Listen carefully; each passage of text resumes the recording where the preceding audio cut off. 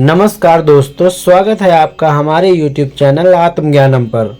आज हम आपके लिए भगवान बुद्ध की एक ऐसी कहानी लेकर आए हैं जिसको सुनने के बाद आपको भी अपने मन पर नियंत्रण करना आ जाएगा, आपको भी अपने मन को वश में करना आ जाएगा। इस कहानी के पीछे तर्क अगर आप समझ गए तो आपका मन काबू में हो सकता है। पहली बार जब इस कहानी को मैंने पढ़ा तो मुझे इसका तर्क समझ नहीं आया, लेकिन इसका भाव प्रेरणादायी है।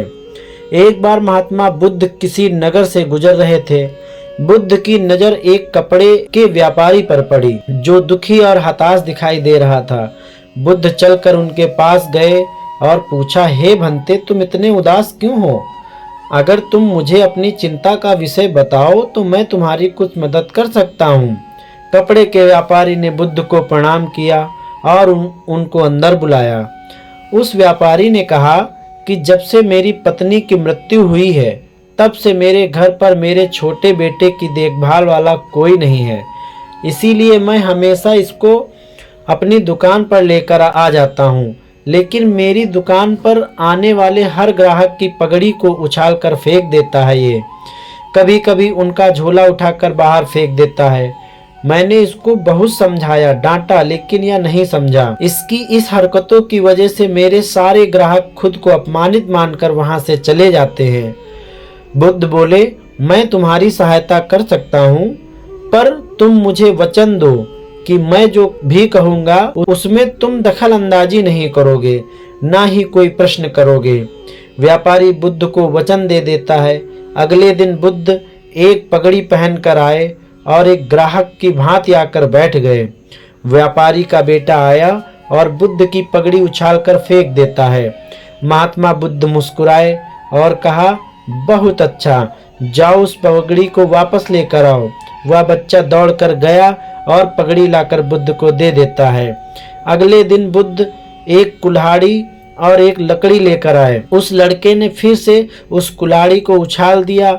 बुद्ध ने उस लड़के को कुल्हाड़ी और लकड़ी दे दी और कहा, जाओ इस लकड़ी को काटो। व्यापारी को थोड़ा सा डर लग रहा था कि कहीं उसके लड़के को चोट ना आ जाए, लेकिन उसको अपना वचन याद आ रहा था। 7 दिन तक महात्मा बुद्ध कोई ना कोई नया काम लेकर आते और उस लड़के से करवाते। शीघ्र ही वह लड़का भूल गया कि उसको किसी की पगड़ी उछालनी है। व्यापारी बहुत खुश हुआ और बुद्ध को धन्यवाद दिया। मुझे पता है कि इस कहानी का और मन के वश का कोई विशेष संबंध नहीं है, लेकिन पहले आप इस तर्क को समझ लीजिए। अगर हम अपने मन को अपने हिसाब से काम नहीं करवाएंगे तो मन अपने हिसाब से काम करेगा। मन वश में हो सकता है यदि मन को हम अपने अनुसार चलाएं। मन 2 तरीकों से, एक मन अपने हिसाब से काम करता है और दूसरा मन हम खुद अपने हिसाब से काम करवा सकते हैं। बुद्ध से मिलने से पहले उस लड़के का मन और दिमाग अपने हिसाब से काम करता था, अनियंत्रित रूप से काम करता था। लेकिन भगवान बुद्ध के मिलने के उपरांत उस लड़के को अपने अनुसार काम करवाना भगवान बुद्ध की जिम्मेदारी थी। उन्होंने उस लड़के से अपने अनुसार काम करवाए, जिससे उसकी आदत ही बदल गई। दोस्तों, आपको यह कहानी कैसी लगी हमें कमेंट करके जरूर बताएं और हमारे चैनल को सब्सक्राइब करना ना भूलें। धन्यवाद।